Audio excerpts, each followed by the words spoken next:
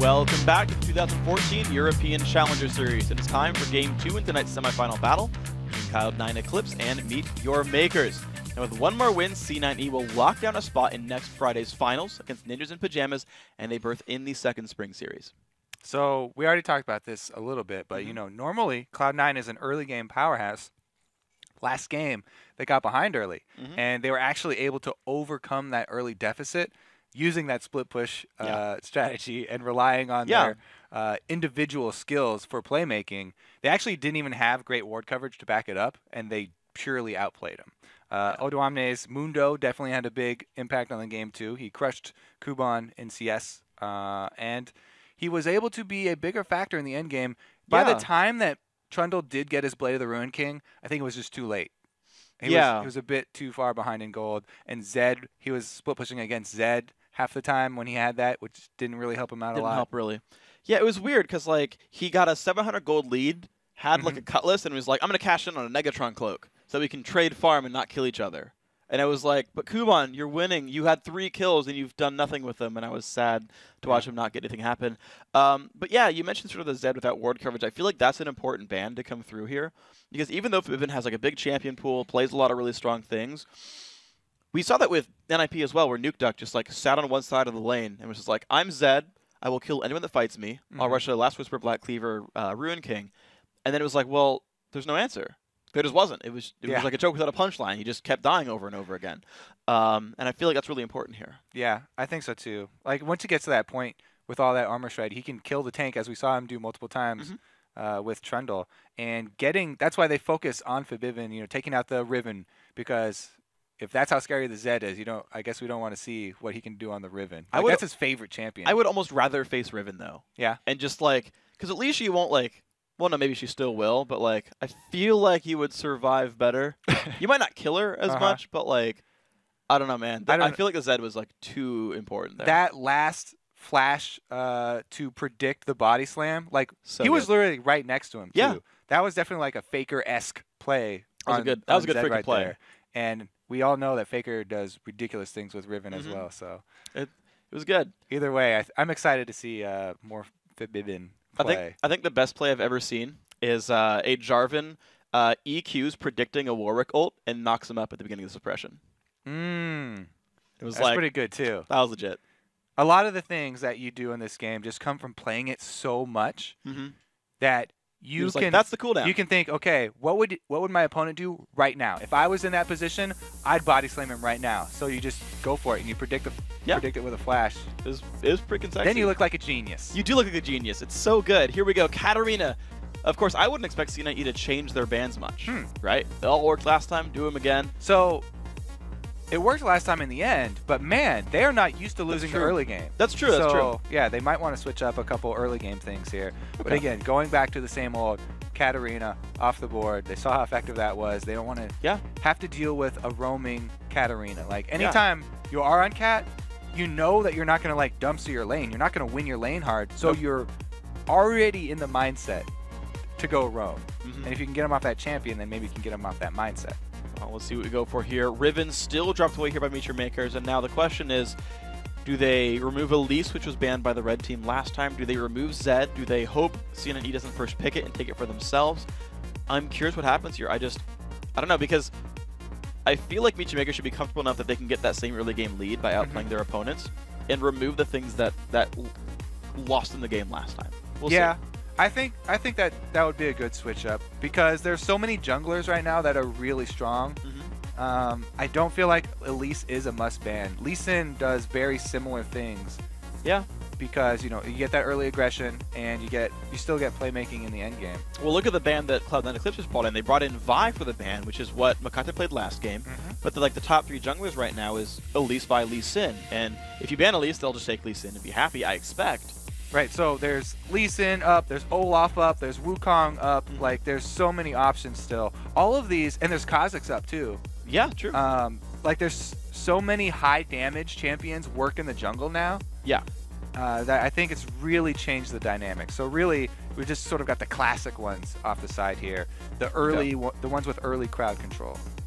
And right away, Mundo locked in here. The Thrash going to be grabbed for Voidal. I liked his Annie personally, but removing the option there from Libic. And the funny thing is, yeah, you're right. Wukong, Olaf are in there, and they're actually in Makata's champion pool. The reason I mentioned this, though, was the early game junglers, right? Neither of those have, like, CC early on. And I was like, well, if you remove Vi, Lee Sin, and Elise, then maybe those lanes don't snowball as hard. That's true. We'll see. But Makata, I've not seen him play Lee Sin in a while. He does play some Pantheon. He actually plays some Mundo Talk and about solo early queue. game CC. Yeah. Point and click stun with a gap close. Pantheon is the early ganker. Like, Yeah. Vi is like the best at 6. Pantheon is the best pre-6. Yeah. We'll see what they can do with this one. So Lucian still coming through here. Removing it from Hjarnan didn't seem to stop him that badly. Hjarnan did just fine on Jinx. But, you know, Misha Maker has had that 2-on-1 kill early game with the Lucian Thresh. Like, certainly it was strong for Makler. I think that we did see them a little bit be punished on that Jinx and Annie lane because the early gank from Vi comboed really well with Trundle, and they were able to get a couple kills onto Annie, but they didn't really punish Jinx that hard, and in the end he still got the farm that he needed, which is exactly how you have to play on Jinx, and he was able to snowball the team fights that were around Dragon, so he got what he needed to get done. And Cloud9 Eclipse, they lock in Gragas and Zed here, so they remove what Shira played last time. So I know Makata plays jungle Gragas. Yeah. Ku does as well as his top played in solo queue. So that's probably going to be a jungle Gragas because top lane Gragas is a thing. However, against Mundo, I don't see that being something that you're going to want to go for. Yeah. Because Mundo can be a farm lane. He's just going to. That's what Mundo wants. You don't want to do that to Mundo because he'll see us just fine under his turret, being able to spam cleavers and stuff. And all it really does is open up the Gragas to ganks because he's extending in a long lane. I definitely think this will be a strong jungle Gragas. And they've also locked in the Zed. So this team already has a ridiculous split pusher. We've seen Forbidden, the confidence and the skills to overextend and still make the plays. And they have what you need when you have a strong split pusher. Wave clear. Yeah. You got Gragas. Even though he's coming from the jungle, he's going to get to the point where he can just one-shot a wave. And if they have 4 men defending a turret, Zed split pushing, they can defend it all day with that Gragas. So here's the interesting thing is, so we go back on the side, Zyra locked in, Libic still plays that a bunch. The Yasuo locked in actually, I almost want to say is more of a Kuban pick than a Chara pick, just because Kuban plays a lot of champions like Yasuo, Tryndamere, things like that. Maybe. So I would, if they had Yasuo go top, then they'd have to be a jungle Mundo. And I'm not a huge fan of the jungle Mundo because of the lack of early CC that you talked about. Like, that's a big thing for early junglers. I mean, it's not like Gragas has amazing, really early CC before he hits 6, but I think you're right. It's going to be the mid lane. And then and the only thing I'm looking for now is where are the displacements? We need to get more displacements for Yasuo because in the end game, you don't want to have to be setting it up yourself. You need to be able to get your ult off in a split second. And charging up 3 charges takes way too long in endgame fights. You have to be prepping yourself already at some creep wave or in the jungle or something. So definitely need some displacements on the last pick. Well, there it is. Talk about displacements. You can displace the whole team, knock everybody up. And he can pick whatever target he wants with the Noah. She goes for Lee Sin still. Presses R, knocks people in the air. Zyra available, of course. That's going to be Libic's pickup. And you're right, most likely top lane Mundo, mid Yasuo, and we'll see how Charu does. And of course, now this is I want to watch the mid lane like the entire time because it's a bunch of like potential to outplay high damage, very agile AD assassin mid laners. And this is going to be like, well, Forbidden won the outplay war last time with flashing body slams and whatnot, but like this is that's just going to be a fun lane. Yeah, Zed versus Yasuo is going to be very interesting because they are the 2 melee carry styles and they're going to be right up against each other. It's going to have a lot of jungler influence. I think that Lee Sin has an edge on those early ganks. Gragas, if you find somebody 1 versus 1, he's a beast. Like he does tremendous damage early, 1 versus 1. But I feel like Lee Sin can get into position a little bit quicker in the mid lane because he has 2 dashes with a safeguard and then Qs. So, I don't know. The mid lane seems like it's going to be a really hotbed for action. I really am excited to see which one of those melee AD carries gets ahead because whichever one does is going to be much stronger when they do get to that split pushing game. People to fight each other. And I'm actually curious to see how many of Ku's abilities get blocked by wind walls. Because when Gragas goes to gank, he's like, level 6, ulti, and he's like, no. then you're just kind of sad, and you go back to your jungle. That's what he's. Oh, I guess that's the win wall. Yeah, he like draws the line sort of. So if you win wall wherever Gragas is coming for, though, Zed is still going to come straight for you. Sure. And he has the potential to 100%. Like Zed can 100% Yasuo by himself. Probably. With his ulti. So it's still dangerous. Definitely But is. you're right. There's not as much that Zed can do for Lee Sin. He has to juke him with the shadows. He doesn't have the... Can't just like outright The block wind the wall. abilities. Right. You can ult and like juke things, kind of, but then you show up again and they'll kick you in the face. Don't want to get kicked in the face. Gotta be careful about that That's one. bad. Getting kicked in the face hurts usually. Now, did we talk about the top lane? Oh, it's Renekton and Mundo. Yeah. We don't have to talk about that. So we've talked about that one Same thing. before. Yeah. You know, I don't feel like I see that matchup often enough. So how's this one going to go? For Yeah, you? how's it gonna? I feel like I haven't seen top lane Renekton. Is he a strong laner? I think he took Ignite.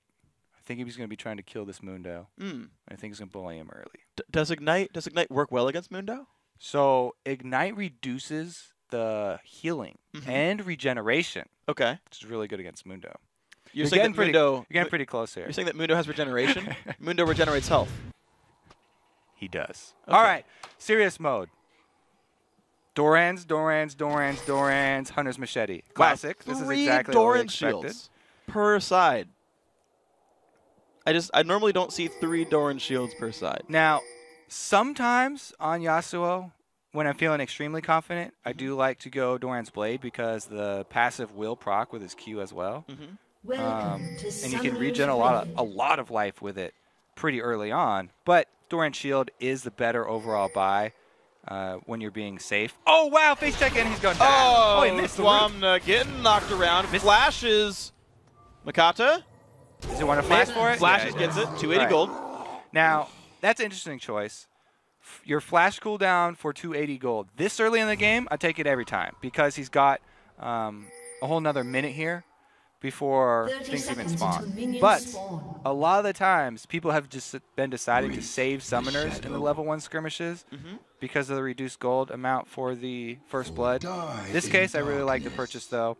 And he's going with the pink ward. Okay.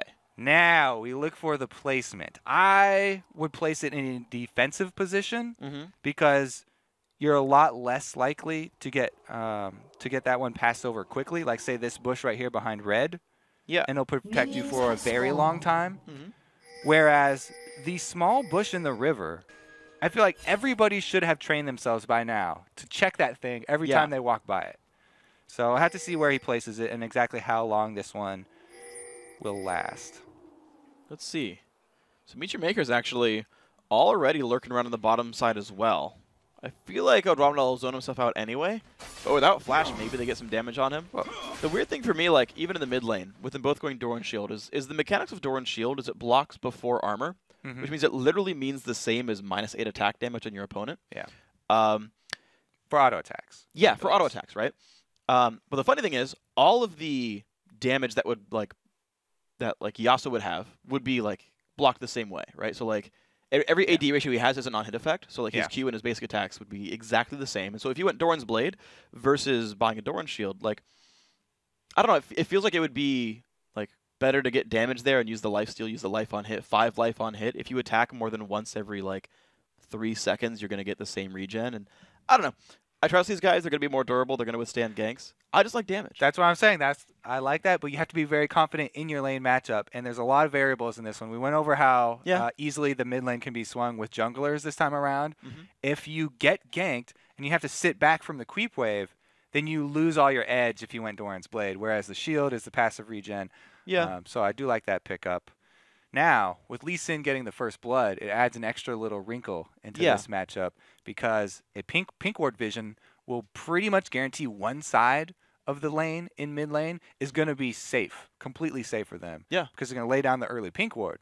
And that's going to give a huge advantage to the Yasuo Lee Sin combo. You can set up counter ganks. You can waste the opponent's jungler's time as long as you act like you don't know they're there. There's so many options that you have when you have the early vision advantage. Yeah. That can actually be a giant snowball in the game, even if it doesn't result in kills. Yeah. And kind of thinking about the rest of it as well, he also got a rejuvenation bead, so he got part way over toward the Spirit Stone as well. Who, interestingly enough, Gets his blue buff. Okay, he's happy there. Learns body slam first. That is what you do with jungle Gragas. You get body slam. DPS is higher. Interesting switch that we have here. Deciding to go and put their Renekton in the 2v1. Yeah. You know, both Renekton and Mundo pretty good in 2v1 situations. And I guess they're just trying to get out of this Lucian lane. Maybe they're afraid of getting bullied early. Yeah, I guess kind of the guess here for me is that they're going to give Jinx. Well, the thing is, Jinx does have really, really good turret pushing. Remember, the same thing happened for C9 E last game. They just put Jinx in 2v1. Yeah, so the switching up Jinx, you know, even though she's amazing at turret pushing, she's better than pretty much everybody else at early turret pushing. The top turret with that, you know, minus champion damage nowadays, it seems to sort of even out. Yeah. A lot of times we see them get the turrets around the same time. Yeah. If the top one is Jinx. So really all you're doing is like giving up Renekton's early phase where Renekton is such a giant bully against Mundo. And Mundo's basically going to have a similar lane phase where he's just sitting far back trying to CS here. Yeah. Whereas Renekton doesn't really get to thrive in the early game that he loves. The other thought as well is that it also guarantees that junglers are going to be in one of the side lanes, and so it frees up Febiven to try to outplay 1v1 because they know there's not going to be any jungle pressure. Now that could be, you know, they just have a lot of confidence in him. I would. But Yasuo is not like a pushover by any means. As we can see, he's already shoving him in. Ooh, the pull onto Makata, though. Decent damage. Flay comes by as well. 220 health left on him. That was nice. So if we talk about the junglers in 2v1 situation, Gragas, great wave clear. He's a bigger. Wow. Goes mid, body slam flash. Febiven's still taking a bunch of damage. One hit to go. Can he get it? Sharu, level up. Gets him anyway, but whew. So nice. yeah, Yasuo, he's no pushover. He can still kill you for this one. Nice hook into the minions too. But Meteor Maker's already rotated the dual lane. These guys did not want the 2v1 to happen. Meteor Maker's making the early swap to catch this lane. I think they want to take advantage of the switch too here. Mackler is playing really far up. They're zoning the experience extremely well. Wow. It's a really nice play right here. Meteor Makers, they did get back for Doran's Blade, but here comes Q onto the side. He does not have his flash from the mid gank, but doesn't need it. Oh, the double body slam, double flay. Libic, not long for this world. Q gets it actually with the red buff, I believe. You really have to be careful when you make rotations like this, trying to answer, and keep track of where your wards are. Because your support is usually the one with more wards. When you make a rotation like that, switching your duo lane in the top laner, usually the top laner has not left wards for you. And by the time they get up there, they don't have vision. You can see now the entire team trying to make up for this, and everybody's purchasing wards in all of their inventory. Yeah. They really want to get this vision game back. Well, let's see what they can do with this one. Febiven. He's going to last hit under turret pretty safely. Gets him low. I like how with Zed you get minions low-ish, and your passive helps you last hit. It's pretty easy to last hit under turret with Zed. I think it's helpful for him. Yeah, very easy. Yasuo is pretty easy as well, though. Being able to spam that Q quite often. And the crits just come out all the time, so even if you're a little bit off, you'll often just get a crit to finish it. Yeah. Now, a lot of people go double Brawler's Gloves first, but he's just gone straight for the gold-generating Avarice Blade. Huh. I'd actually never seen that myself. The Avarice Blade by itself? Or no, Or the double Brawler's Gloves. Yeah, a lot of people really like rushing the double Brawlers just to get that lane advantage. Yeah, it's 32 crit chance. It's pretty dang nice. But, you know, he's going to have more gold now in the long game. And since he's, as we can see, he's already doing a pretty good job against Febiven, Yeah. then it's the more efficient route for him. I like it. See if it pays off. Like, what if he like loses a kill barely, and it's like if you crit one more time, you would have gotten him. Yeah, well, We'll see what happens. what if? What if? We'll see. See if he misses a kill. I don't know if it's that likely, but So, after all the lane swaps, we've actually ended up with MYM had their duo up top now, so they got put in the wrong position where they're hitting a turret that has extra champion reduction, and Jinx is left alone with the turret down bottom that does not. But Mokate has been so patient down here. He's actually got himself into a dangerous spot. He's very lucky that Cloud9 did not check this side bush, and he's in a perfect position. The only thing that would be better is if he was level 6 right now and he could kick him back under the turret. But would have helped. It's still going to be a really, really sneaky gank right here because, as I said, Yarnan wants to make the most of that lane swap that got him all of this turret damage. All right, gets a slow. Yearnin does have flash and a lantern. And that's all. That's a lot of waiting down there that Lee Sin did for no reward. They didn't even get a summoner. That was just a lantern from Voidal. He might have got some of the XP. I think that Edge of the Brush is in experience range near the turret, maybe. But yeah, didn't get to do much. Makata now over to his own red, 7 minutes in. Or his own blue, I should say, 7 minutes in. Standard timing here. Ku is 6, so the Cloud9 Eclipse jungler is ahead right here, and most of the way actually with his 2 kills to Spectral Wraith very early on. I mean, Lee Sin's sort of caught up there, grabbing 6 off his blue, but he did waste a lot of time down there bottom. And we also have to point out how Charu is taking advantage. Not only is he just shoving his lane very quickly, he takes that time to go with the sort of Mordekaiser playstyle where he goes and farms his Wraith Camp. That's the second time that he's gone and farmed up his Wraith Camp to get just that much more extra gold in his pockets. Well, and here we go. An early Dragon attempt, though, by Meteor Makers. There's no ward coverage at all from C9E. It's a full sneak right now. Shiro comes down after shoving the wave. Oh, there is a ward, actually. It's fully, like, revealed. Yeah, so the opposite of that. But MYM... The opposite of no ward coverage. The scoreboard is in the way, okay? I couldn't see. Someone's in my eyes. But all that is, hey, Gragas is top. Guys, they shoved me off my turret. I'm going to lose my turret. You need to answer Dragon. So, good reaction there from MYM. Voidal, not in a good spot. Q, will he land it there? Goes for the hook, doesn't land it onto Makata. And I feel like Voidal's going down with this one. Still taking some damage. Auto attack finally comes in, but they trade kills. Wow, what? Makata waited way too long. So he wanted to give the kill over to his AD carry. That is a definite no-no there. The jungler wanted to be selfless and give the kill over to AD carry, but he paid for it with his life because Voidal is still doing damage. Every second that you leave him up is a second wasted where he's actually going to kill you. And the Ignite actually ends up doing the job there. Here we go. That's why, as a jungler, if somebody ever gives you flack for not giving them a kill, then you just say, I could have died if I didn't kill that guy, okay? Yep. 2v2 top lane, exhaust barrel. Sorry, the barrel comes across. Makata still in the fight. Put some slows down. Okay, not too much there. Yeah, Makata came in right at time. Right in the nick of time. English. In that 2 vs 2, I still really like the Gragas Renekton in that 2 vs 2 since you know they have such a huge wave clear advantage, and we did see it right there. Pretty big job by them. Now with the turret advantage top, we'll see if they actually spend any more resources down bottom, even though Dragon's already gone. Well, let's see what happens here. 2v2. Guys, trading blows so far. Early Targon's Brace is done for Voidal. Gets one right there. All right. Getting some of the gold going into the team right there. Just early wave clear. And honestly, a small minion lead does go over to Meteor Makers. Both AD carries have 1 kill and 1 assist. Supports have the same score as well. The difference being that, of course, Relic Shield does give the gold over to Yearnin. So overall, actually, much closer lane than I was about to say because of the Relic Shield. Nice CSI work there. Found it Figure out. They're fairly even. But Jinx has a blue buff, and Zap is a ridiculous harass tool, by the way. That thing's scaling with AD really nicely. It looks like Gragas wants to go in, and a flash from Voidal to start off his gank from Gragas. Flash away by Libico does not get hit with the box, but there comes Gragas anyway. Can he get him in? Knocks him back. Mockler is there. Nice hook lands on a Libic. The Flame Charmers as well. Not likely to survive, and they're giving the kill away. Who takes some damage.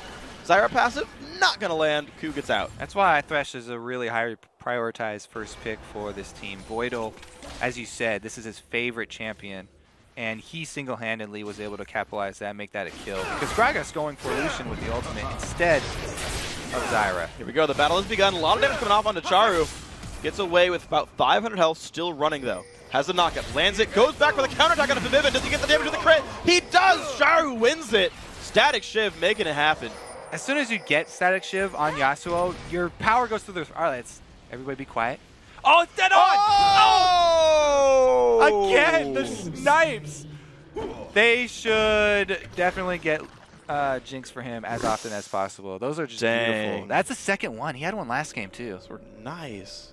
Those are really nice. The blue buff steal also. Is that how he got it? Yeah, ulti killed blue buff. That's why Yearnin got blue. Oh, yeah. He's definitely... does splash into monsters. You have to hit a champion, but it will splash into monsters. I got a Baron steal with that the other week, like 2 days ago. I felt so good about myself. This is not the time, Freak.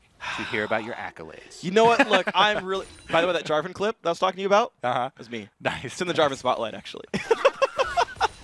It's completely useless. All right, here we go. Cloud9 Eclipse. Blue team 5-4 actually. Got themselves a small lead now. 1,300 gold, putting them ahead. You're in a bit of a 1v2 though. Chompers runs back. Just some wards, seeing people. So the Chompers, with the increased arm time there, it enabled Libic to just walk right back off of them. Seeing patch changes in action, I always like to point those out. You know, Zed exists in the game now. He didn't before. Patch changes in action. Yeah, you got me. Yep. I deserved that one. I'm sorry. No, I agree with you. I actually agree with you. I just wanted to make fun of you. So the next point for Yasuo, though, is the Infinity Edge. It is a long ways off, but since we pointed out the static shift is like the huge burst for him, and you know, he feels extremely confident now. Yeah. When he gets the combo of those two, that's when we're going to see the real pushes for the team fights, because after that point, like that's the pretty much the biggest spike that he does get. Yeah, it's going to be a fun one to look for. It has at least 70% crit right now, so he's going to have a lot of powerful lightning. Yeah, he's probably gone with the 5% crit runes, as almost all Yasuo's do. Well, here we go on the dive. Oh! Another juke. Kuban with double jukes right here, but the ult comes in there. Can't do Vivid that. wants this one. He's going to get him. Oh, you got the slow one to Vivid. Oh, he might die! 18 health, chugged a health potion just in time. Ooh. Health potion survives the turret So, shots. just in time, whenever you start fighting, if you can get yourself in the habit of chugging your health potion at the beginning of your fight, it's going to help your game so much. Because a lot of people, yes, they'll chug the health potion when they're low. But it heals over time. Knock up on a Voidal. Good kick from Lee Sin. The Q comes in, and goodbye, Voidal. Kata not even having to kick him. This time doesn't give the kill away to the AD carry. Ult comes across, looks on a Makler. Oh, man. Whoa, health bars, he gets him! Oh, and the only reason he didn't go forward for the second kill is because he was scared of Zyra right there. That was almost a double from Hjarnan, flashing in to get off Lee Sin. And then the barrier was still up for that split second on Makler. I feel like if he would have just had the confidence to run past Zyra, get around the route. Well, Q shows up, misses the flash, misses the Q. Everyone's juking his barrels, man. Q is He's not... He's having a hard time. Yasuo's going to make him pay for it. All right, good wall. Third Q's up. Gets one. Now the other one. Gets rooted. He doesn't get it. Yernan. Oh, it's going to be close. There Gets him. Double kill. Yernan 7-0-1. Good luck. The brain is getting fed right now. One more kill and he's legendary. Red team's turret has been This is going to be a very, very, very, very big problem for MYM late. The Jinx is one of the scariest late game AD carries. Yeah, it is a problem right now, actually. Let's be fair. It's already a problem. Stopped. But C9E now going for the Dragon as well. They're going to tank the aggro. Why the heck not? Yernan takes that one down. Gold goes to the team. He even got the Dragon kill. He's slaying everything. All right, so if you are a MYM fan, though, don't lose heart because you still have options. Jinx, an immobile AD carry, built full offense. She still can get killed just as easy as any of these other AD carries. A lot easier than most of them, actually. Yeah. So if Lee Sin, all that they have to do is kick someone into her or kick her with a classic insect style play, and then Charu can get right on her. Yasuo is pretty strong right now as well. He can make very quick work of AD carries in the end game. As long as they can get a knock-up down and Zyra's able to do a little bit of zone control, that's pretty much all they need. And taking out that Jinx threat early would put them back on even footing, because that's where a lot of the gold is here for Cloud9. And thinking of the other lanes, we haven't watched it very much, but Azramna versus Kuban. Actually, Azramna in the fight right here. Mikasa shows up, ulti comes off on the Sharu. Do they have the damage? Jukes some of them things. He is going to go down. Barrel does nothing for Q, blocked by a wind wall. But the kill picked up there. Libic flashes over, looks for Yernan. Do they have the damage? Here comes the shots in from Lucian. Do they have the pain they need? Good juking right there. Ulti gets dodged. They trade kills, though. Switches over to get a rocket shot for the range and exit to kill. Oh! He still hits? Still hits Are you kidding? Worth it. He's got like 100% hit rate on these things, even when he doesn't hit the target he's going for. Q takes a drink while rooted. Still looking for the chase. Libic This has is going to be a nowhere long run. That's going to be a long walk. All right, I'm going to say 4, Thresh 3, hook land? No. 2, 1. Almost got it in time. It's close. I kind of cheated there. 0. Yeah. He's dead. Now, we are going to get to the end game, though. Because Jinx is so fed, it's going to be, the split push is going to be even easier for this Cloud9 team. They can actually go for an offensive 4-1 split push and siege up a tower because they do have that jungle Gragas that's going to have the disengage. And Renekton right now, even though he's gone with the Tiamat build, he can stun on the back line as they just try and get away off the back of a Gragas ulti. They actually have pretty good defenses. You have to get through mines as well as a box. Yeah. So they have a pretty good 4-1 split push, Cloud9 right now. Okay, let's see what they do with this one. So right now it's been Kuban chilling mostly top lane. He's not hemorrhaging minions anymore, really. He's just kind of chilling with Sunfire. Like, he's getting pushed in by Adwamna, but we talked about the matchup scaling well. Oh, the knockup does land on Pabivin. Goes back in for this one. Sharu trying to stay in this battle. Who's going to win this one? Death Mark's going to be too much. Pabivin wins the battle again.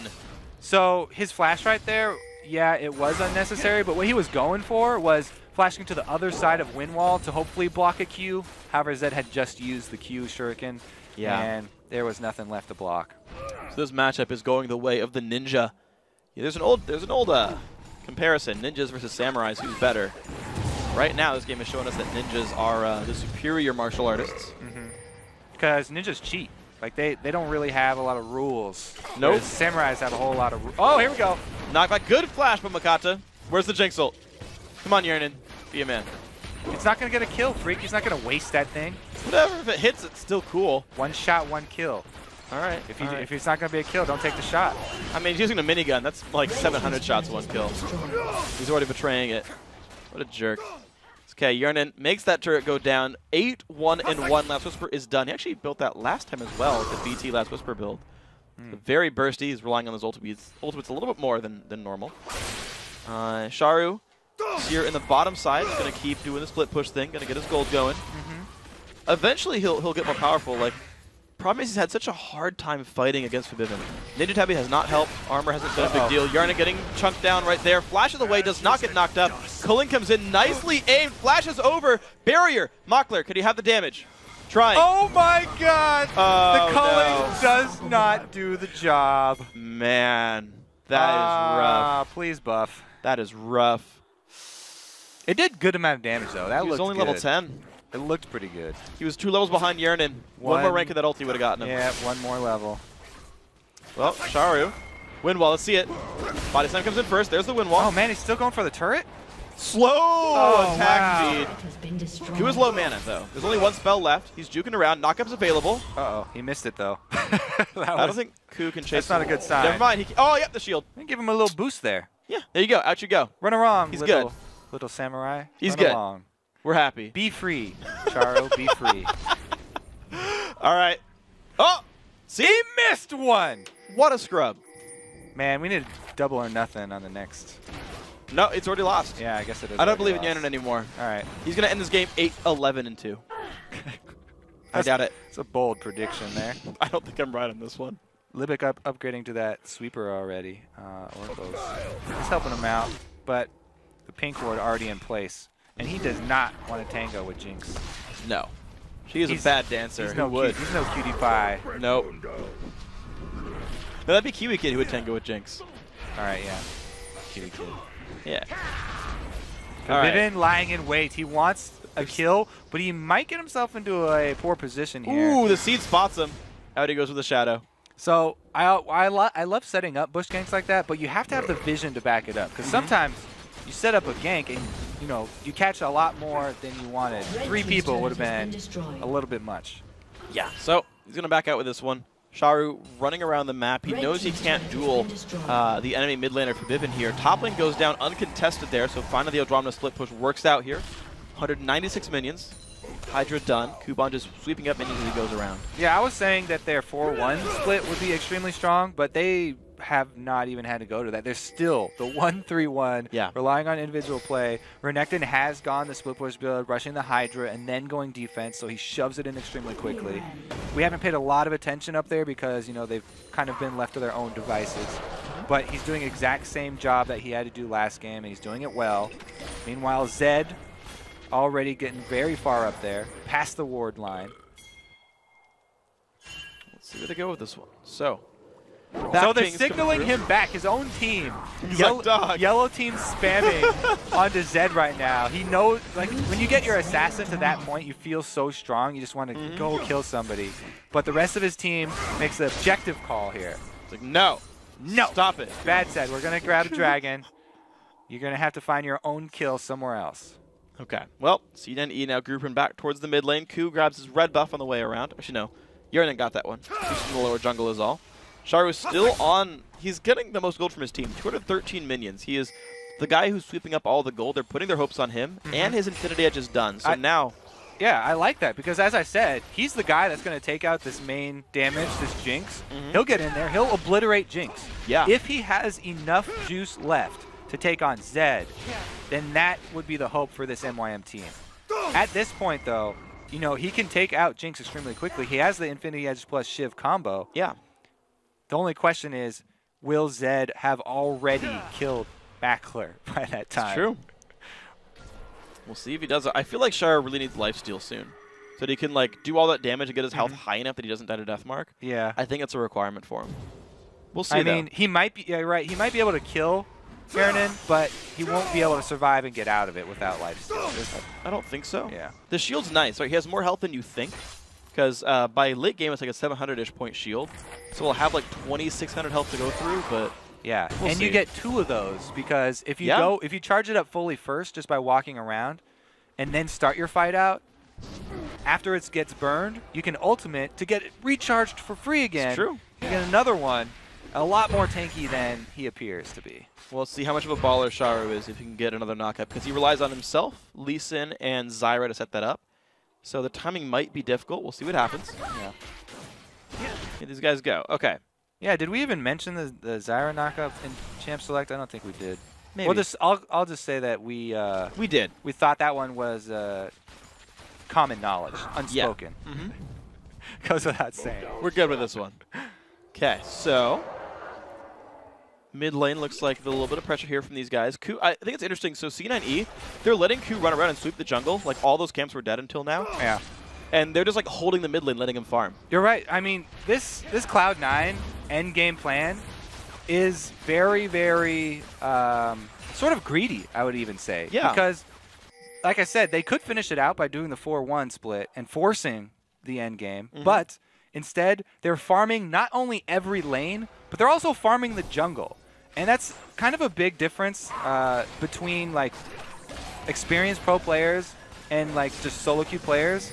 Is a lot of times the solo queue players just want to get super rich. They want to get extremely strong as I can possibly be. Whereas the experienced pro will always go to end the game immediately as soon as they can. Well, down goes Libic. He's having a rough time. 0-5-4. Picked up there by Odwamna. Helped by Ku. Yernan took a lot of damage from Baron. The team backed off. It's going in. It certainly looks a lot more flashy when you get super strong like this. Okay, you get a lot more kills. Deathmark. Has the knockup available. He ran back into the base. This is rough for Vivin. He's got almost nowhere to go. Sharu's ulti. Yeah, okay, the Q timed out. Now here's a trade again. Oh my god, the damage! Windwall went the wrong way! No, he was trying to win while Zed and didn't see the Jinx on his back, I think. Well, they trade kills, though. It is Vivin being dead, so it's a 4v4. But all the gold. There we go. The kick-in's going to land onto Odwamna. The knockup comes through. Yernan very low. Chased by Kuban. Ku picks up 1. Trading 1 for 1 now. Kuban's still on the front line. Flash in from Libic does not land, though. Wasted flash. Voidal now getting chased down. Plants come up. Has the lantern. Kuban going for a Q. No flash for Voidal. He's going to go down. 3 for 2 fight for Meteor Makers. They're holding on. Yeah. Meteor Makers can make Cloud9 pay for the aggressive, greedy style that they're going for. Because Vivin goes for that all-in dive at the base, they're able to turn it around. That threat being off the board means the main one left is Jinx, and they're able to take him down early. And I got to point out, though, so we talked about the duels with Sharu. Ku doesn't go anywhere with the body slam. Kills him anyway. All planned. Wow, all right, that happened. Didn't even barrier. All he has is a death cap on top of the Spirit of the Spectral Wraith too. It's worth 80 AP. It's not like he's got even 2 main items here. Just blasted him. Man, some good stuff. No defensive His barrier items. is still up. He did not expect that. No, he didn't. Mackler still has his barrier. He met his Mockler there. So, but I want to talk about the Sharu versus... I'll let it go. All right. It was good. Anyway, so Char versus Forbidden. It took Charu's flash last time, but he won the duel 1v1. Straight up won the duel. Yeah. Now has a Last Whisper on top of that. So Charu's getting bigger over time. Makashi now getting jumped on. Does Forbidden have the damage? He jumps into the Baron pit a little early and goes down. That's an easy pickup there. So C9E gets Baron and a kill. It's looking good for them. Yeah, you could say that. It's looking pretty good. It's looking all right. Now, we'll have to keep our eyeballs on that Jinx and see if Jaro can get his job done into the back line and assassinate him. Meanwhile, you know, who's going to be able to take out the Vivin while Charo is concentrated on Jinx? That's going to be a bit rough. I feel like so ideally, right, if I'm MYM, I'm like, I kill Forbidden, and I hope that Windwall stops Yarnan for long enough that we can zone clean him out instead. Yeah, because you let Kuban run into him, right? Yeah. And unless you get the first kill, she's not excited. Yeah, but her flash is down. But then are you going to use your Windwall for Gragas ulti? Like, there's so many things you want to Windwall. You could use it just to zone Jinx, but I feel like blocking the Gragas ult would be key for the team fight. Okay, so you block Gragas ult and hope Kuban can walk into Jinx's face and force her away? Yeah. Because Kuban's doing pretty well. Randuin's Sunfire, knows he's fighting mostly physical damage. Yeah, that's... He can hopefully dodge Ku, because Ku's gigantic. That's what the Windwall's for. And then they only need armor to survive the fight. 3 items on Charo. He's big right now. He's way more threatening than Makler by a lot. Makler's having a rough game. I mean, 180 minions at 28 minutes. Yeah. Doesn't even have Trinity Force yet. That's the problem, is Makler doesn't do much in fights right now. Yeah, look at that. The Jinx has four items. It's excessive. He does have 9 kills. Ku, walking back and forth there, does get hit with another cleaver and the flash. Wow, forced to flash. Okay. But that's still like things that we're now seeing go MYM's favor. They're still on 13K. This could be still the endgame push for C9E, but Mim aren't giving up. Zed's knocking at the door, but that's going to force Charu to at least clear that top wave, and it will be a split-second 4-on-5 here in the mid. And it's enough for the turret here. MYM regrouping to defend this. Ku actually, it's not even a 4-on-5. Ku's not even there. C9E with less people getting the turret anyway. Baron buff, of course, helping. Focusing on the inhibitor. No one engaging yet still. Well, they've actually grouped up here, Cloud9. It's very hard for MYM to go for that hard engage. They're more of a counter-engaged team since they have Zyra. It's a long-range knockup that they're going to have to land onto a priority target for them to go. Well, some damage on the foot. A Limit caught around, puts the ulti down. Here we go, Yarnan. Can they get the knockup? Can they get any damage at all? Charu finally comes in late. What's he find there? Shields come across, the trade blows back and forth, but it's a 4 versus 1 on the map. Cloud9 Eclipse about to close the game out. Yep, we answered the question right there. He can take out Jinx, but nobody else. Congrats to Cloud9. Really, really strong early play. So a 2-0 for Cloud9 Eclipse. When something catastrophic happens, they will be facing Ninjas in Pajamas a week from now in the LCS studios. Meet Your Makers. It's going to be in a 3rd place game, though. We're going to have that one on Thursday. Another important one. C9E showing themselves very well. Had an early game loss in game 1, pulled it back anyway. Yeah. Game 2 felt even more controlled. Just split push to victory. Yeah, they've pretty much done the exact same thing both times. It's solo laner split push. Yeah. Like, regardless of what went on early, solo laners split push the side lanes, and they were able to win all of the lanes. In that case, you look ridiculously good because you get the early lead, and then you've got control of the jungle. Not only, as we said, they're farming all 3 lanes, but they're also farming both jungles. Yeah. So the gold lead just gets tremendous at that point, Yeah. and it makes the plays look that much more exciting. But you have to wonder if they come up against a team that tries to force earlier than that. Like you can make them pay for doing a 1-3-1. Yeah. Catch people out. They haven't had the best ward coverage. They did get a lot better in this game, and they covered a lot of their avenues in between lanes. But you can definitely punish that team. Yeah, I mean, think about it. Like, you had a 7-0 Jinx. Like, biggest force in the game, has already reached late game at like 14 minutes into the game. And it's like they didn't do a lot with her. She just kind of chilled alongside Thresh. Pretty good snipes. But yeah, had some good snipes, right? Put those but up like, on YouTube. Yeah, I mean, they're like, they're good players, right? But it's like, you have a giant fat Eddie Carroll and you're like, I'm just going to split push. A lot of individual plays. Yeah, so yeah, you're right. And what you said about other teams catching him out, I'm kind of thinking back to when they were doing like the 1-2-1 split and Ku was farming both jungles. It's like you left your Fed AD carry with no escapes, mid with 2 people. It's like, someone's going to find that champion at some point. So I'm curious to see. Again, I'm agreeing with you here. I wonder what these guys are going to do when they face it with NIP, a very experienced team as well. Now, guys, the last European semifinal series is in our match history, so let's take a look at the nearly completed Challenger bracket. The finals have been set. The Ninjas in Pajamas will take on Cloud9 Eclipse next Friday live on the European LCS stage. But up first on Thursday, January 13th, it's the battle for third place and the last guaranteed spot in the second spring series. Meet your makers versus Tick, Trick, and Duck. And remember, even though Europe is done for the week, the North American LCS kicks off Saturday with 4 huge games. Up first, Meteos and Cloud9 try to bounce back from their loss to Team Solo Mid when they take on the struggling ManCloud and XDG. Then, after Curse and Dignitas face off, the North American Challengers take to the Rift for the first semifinal series.